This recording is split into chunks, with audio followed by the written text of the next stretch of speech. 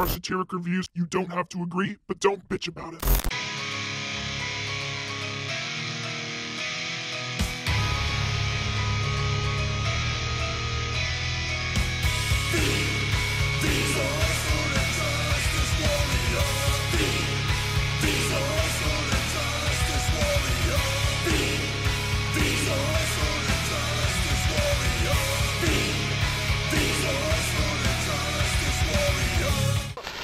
I hate this channel. Hey there, I'm Social Injustice Warrior V Infuso.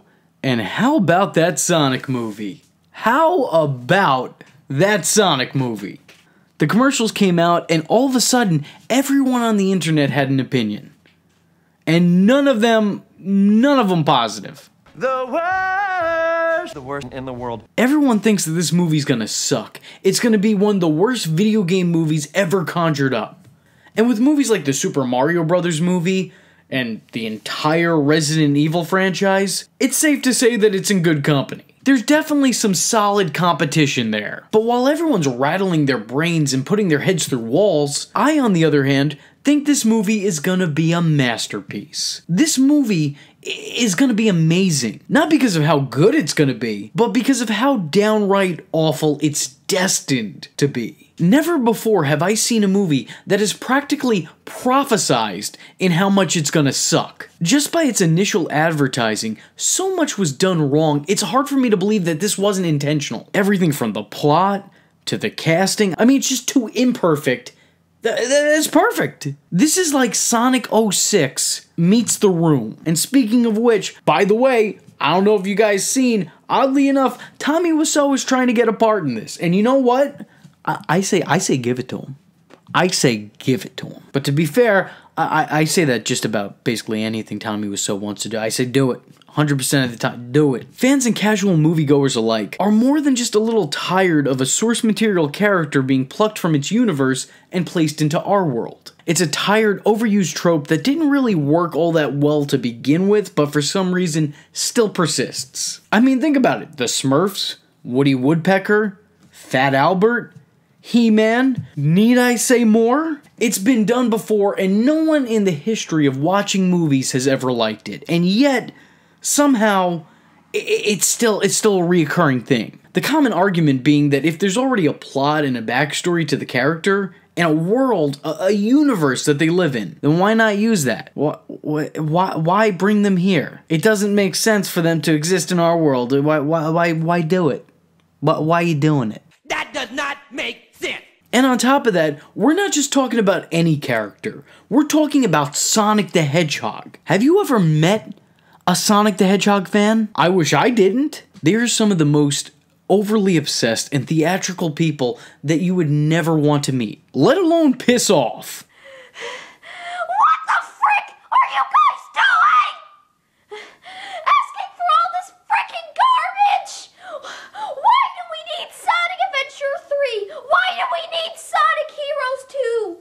Why do we need another Boost to Win title? Why do we need a Sonic 2006 sequel? Why do we need all that? I mean, come on guys, listen to that voice. Is that really the type of person you want to piss off? I mean, I'm scared. I'm shaken. For some reason, that hedgehog, that blue hedgehog who inexplicably collects rings and has super speed, as hedgehogs are not known to do or have, that blue hedgehog who may or may not have flesh-colored arms really seems to be a touchy topic for that particular fan base. I mean, this isn't anybody we're talking about.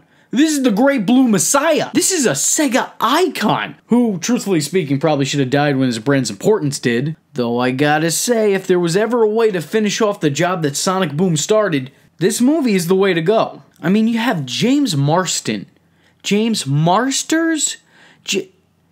Cyclops in the leading role, which I remember initially it being reported that Chris Pratt was tied to that role, and one can only imagine he wisened up and realized, hey, I'm better than that. I'm Star-Lord, for Christ's sake. And good on him. But meanwhile, isn't this the exact type of project you'd expect to see James in? I mean, the guy's talented. He was great in Enchanted. I think we all remember him as Cyclops in the X-Men movies, that's why I referenced it previously. But let's face it, let's be honest with each other here. The man has not made a good decision since leaving that franchise. He literally left leading the X-Men to get cucked by Superman, and it's just been all downhill since. Poor guy. And then you have a past his prime Jim Carrey desperately trying to get back to his Pet Detective days. And it's not too bad, honestly. Are you in charge here? Yes, I am. Nope! I'm wrong. Is that all you got? No, but thank you for asking. Listen, pal, I don't know if you realize I'm sorry, Major. What was your name? Benny. Nobody cares. Whatever this creature is, our job is to secure it, neutralize it, see what makes it tick. In a sequentially ranked hierarchy based on level of critical importance, the disparity between us is too vast to quantify. Agent Stone? The doctor thinks you're basic. I mean, I loved Eternal Sunshine of the Spotless Mind, probably more than most people did. But let's face it, the best Carrey is a funny Carrey. And for the first time in what feels to be a lifetime, it looks like Jim has come to that same conclusion. The man's had a late-in-life epiphany. Because I think we all know the Jim Carrey we usually get. The artsy-fartsy thespian who desperately wants to be seen as deep, but ultimately just comes off as somebody whose head is far too deep up their own ass. The same guy who wants you to believe that he didn't play Andy Kaufman, he was possessed by Andy Kaufman during the making of Man on the Moon. So thank God. Thank God Ace Ventura's coming back. I mean, I can't entirely fault this choice of casting. I mean, I personally would have liked to see Danny DeVito in that role, but you know, this is not the first time I've been let down this year with Danny DeVito not getting a video game movie role that's clearly tailor-made for him. That's right. You let me down, Detective Pikachu. Sega Nintendo? You done goofed. Consequences will never be the same. Now all I can hope for is that PlayStation finally makes a God of War movie and Danny gets to be Kratos. The obvious conclusion to all of this, I think. And then you have everyone's favorite Parks and Recs character, John Ralphio, playing everyone's favorite blue furball. SFPD! Technically, I'm homeless. Oh, yeah! And while I'm a fan of the man, not the imaginary hedgehog, maybe he's not the best choice for this. The worst. It's the worst in the world. At least they didn't cast someone like Steve Urkel. I mean, who would do that? Who would do that? Then again, who am I to judge? I mean, the last time I played a Sonic game was on Sega Genesis. And man, were those good times.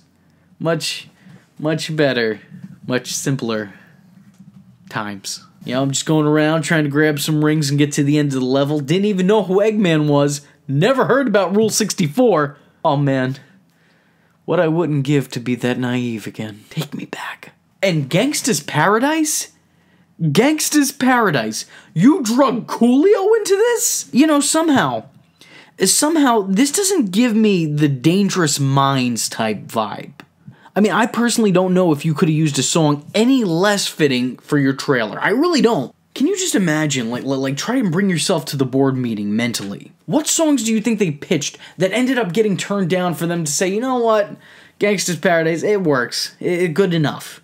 Good enough. And that plot, oh, that plot. You got the government and the army tracking down a long-lost Pokemon in a story that is neither entertaining nor funny. I don't know who you were hoping to aim this at, but I'd suggest instead taking the barrel of your safety gun and aiming it right between your eyes. That came off a lot more mean than I originally intended. What were you thinking? You know what? I take it back, because after watching all of this, it's beyond clear to me that in order to make something like this would require no thought at all. This was a bad idea, guys. And that's not even discussing the character design that was so bad, it was so terrible that it was universally panned, dragged through the coals on every corner of the internet. A design so terrible that the production company literally put out a message telling the fanbase that they will go back and digitally redesign the character from scratch. Meaning that we're due for another commercial with a more aesthetically pleasing Sonic.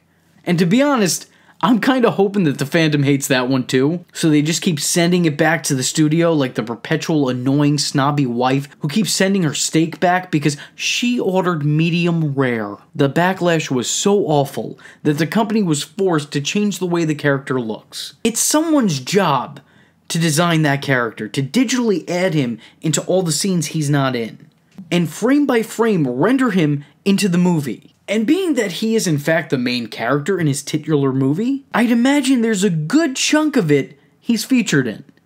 And now some poor soul, has to go back and re-edit the entire thing, replace the shitty character model with something significantly less shitty. How much does that have to suck? And who even knows if the movie's gonna be delayed? For all we know, some poor soul is going to be stuck editing a movie that's destined to get 1% on Rotten Tomatoes, and that's me being generous, until 4 in the morning every night for the next couple months. This is a lose-lose situation. The studio's putting this out there is going to take a loss. The fan base is going to take a loss. The human race and society as a whole is going to take a loss just because someone thought to put this on film. So thank you for that. I'm the clown prince of crime, and that was the prince of personality, the Infuso. Or so he says. So if you like the words that came out of his mouth hole and you too want to become a VTard, don't forget to like and subscribe. Follow the man on Twitter, because it's not stalking if it's on the internet after all.